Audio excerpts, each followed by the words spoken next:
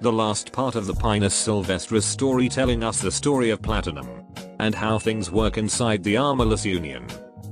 We got a flashback of Platinum in her younger years. Centauria is a carefree Kazimierz girl who is a fresh graduate and is about to decide the direction of her life. She is a talented girl with good education and marksman skill. And according to the reliable sources, which is herself, she is pretty hot. So job opportunities shouldn't be a problem. She thought of either become a normal salary worker or enlisted in the military. But fate says otherwise. One day, a scout offered her to become a competitive knight. She knew well the risk of becoming a competitive knight with KGCC watchful eyes.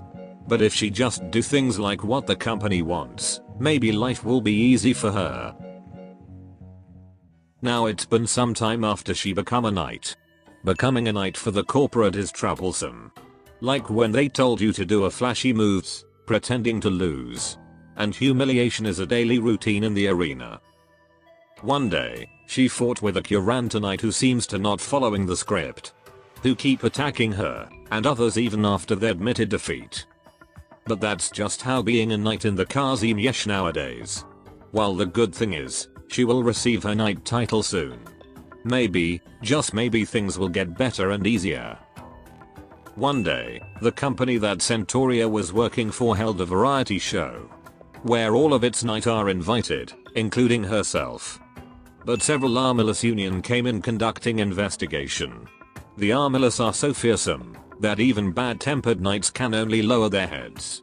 And eventually take one of the knights with them, and he haven't been heard ever since.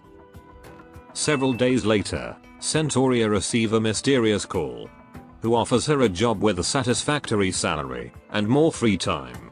Without giving much information about the job, the guy hangs up and sent her an address. Later, the curious Curanta girl made her way to the address. It was a flower shop. When the owner noticed her, he hands her a bouquet. Inside the bouquet is a note with an address and an information about someone. It was the incooperative Curanta guy from the last match.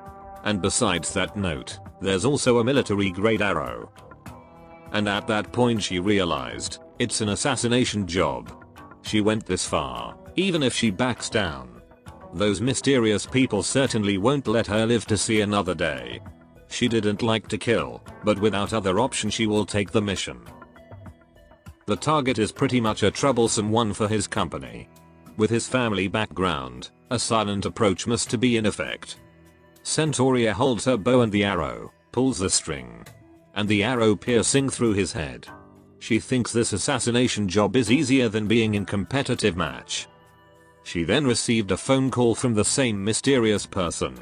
Congratulating her, and revealed himself to be the part of Armorless Union. A high-ranking member called Platinum. And he then welcomes her to her new job.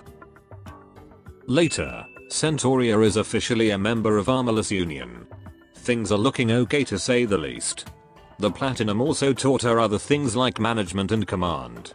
In hopes she will become his successor. And maybe then, things will get easier.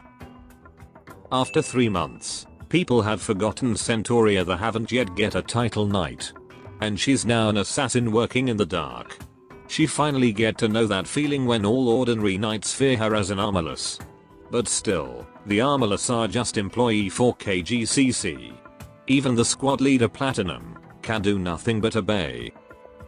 But since the salary is great, maybe it's not so bad after all. One day, a rainy night in the city. A high-ranking member called Lazurite paid Centauria a visit. He asked where the Platinum is, and whether he show any doubts.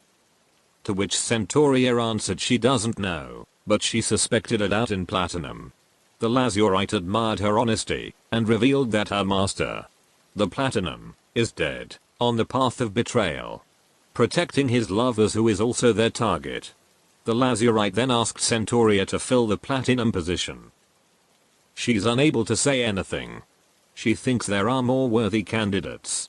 But she's not brave enough to face the Lazurite. Not brave enough to say anything. Seeing her standing there in silence, the Lazurite chuckles, and shoves a badge of platinum to her. And at this moment she knew, things won't get any better.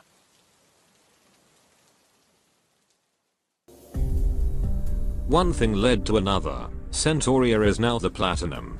As a squad leader, her job is just getting more tiresome. One day, she receives a mission to eliminate one of the director of KGCC. Even if you are something that high ranking, you're still not safe. The mission to eliminate the target went smoothly. Platinum then thinks about how she once admired the Knights. But the Knights and even Kazim Yesh is now corrupted to the core. She realizes she never had the right to choose. And all she can do is drift about in the currents of time. The girl's all tired and badly need a vacation. That conclude the Pinus Sylvestris story. And get ready for its continuation. That should be all. Remember, peace is always an option. Adios.